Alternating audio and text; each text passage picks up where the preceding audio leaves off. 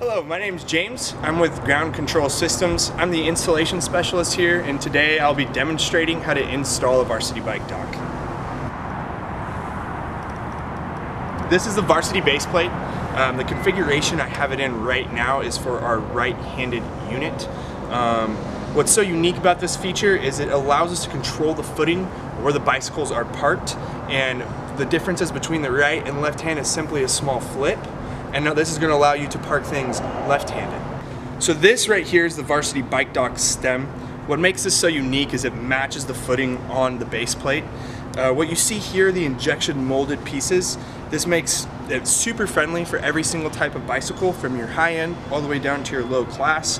What also is an additional feature is with the angle of the stem and how it matches with the base plate, you get 3 points of contact, which really just overall makes a controlled footprint so much better. What I have here is the Varsity bike dock puck. What makes this feature so unique, and one of the reasons why we added it to the already excellent Varsity bike dock, is it lifts the bike rack off the ground. Something we noticed on a lot of college campuses was debris getting caught in the wheel troughs. This allows that to be eliminated and also makes the installation process move a little bit smoother. There's a couple of things you're going to need when installing the Varsity. You'll need a roto hammer, 3/8 inch drill bit, 3-pound mallet head hammer, measuring tape, 3/4 inch wrench, and 9/16 inch wrench.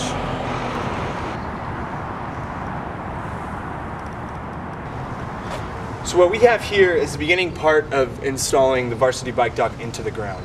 We've taken a measurement off the wall to 16 inches to the center of the front wheel pocket to make sure that we can accommodate almost every type of bicycle.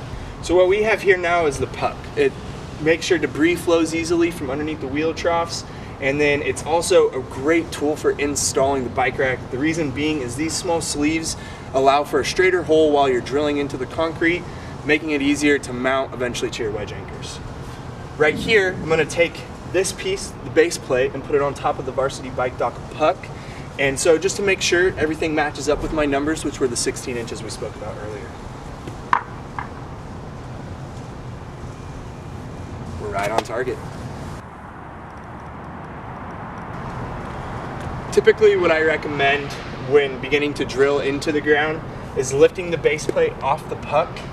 This comes with an excellent 20-year warranty and a beautiful coat, and we don't want to gall that up when drilling into the concrete. So here you see the Makita roto hammer. It has a 3/8 masonry bit attached to the front end. That's the size of the wedge anchors we typically recommend. What I'm about to do is hold the puck down, move over the top, and drill through. Another great addition to the puck, and why it's such an excellent addition to the Varsity bike dock, is it marks the depth we need to mount our wedge anchors into the concrete surface. Now what I typically recommend is just lifting the puck, coming to something or somewhere where you can empty your debris. Out here we'll just go ahead and toss it out. And then what we're going to do now is we're going to go ahead and mount our wedge anchors into the concrete and then put the bike rack on top of it. So what I have here is a 3-pound mallet head. I recommend any type of hammer over a 16-ounce hammer for setting the wedge anchors into the concrete.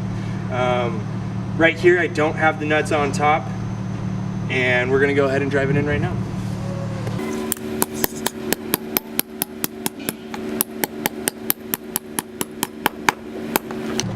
Now that we've drilled out our holes and set our wedge anchors, we'll simply just put the puck on top, and then we'll go and cover how to assemble the Varsity bike dock. So now we're going to discuss how to assemble the Varsity bike dock.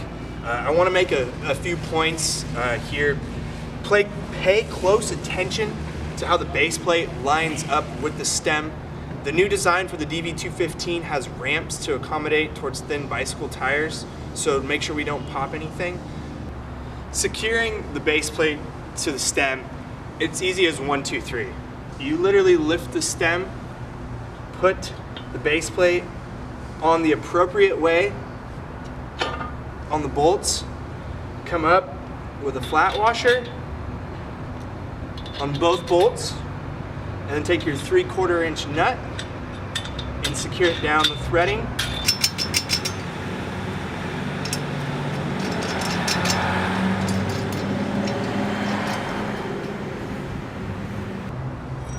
For this install, we're only going to use a single wrench here. Typically, I recommend on larger installs having some form of larger impact gun for securing these down. But once again, for a single rack, you can use just a standard hand wrench here.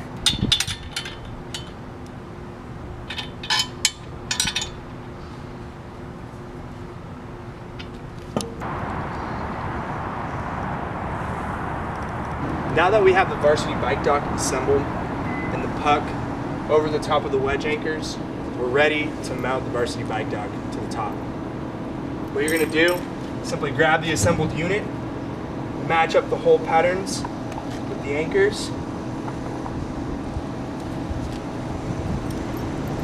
From here, you're going to take the included mounting hardware,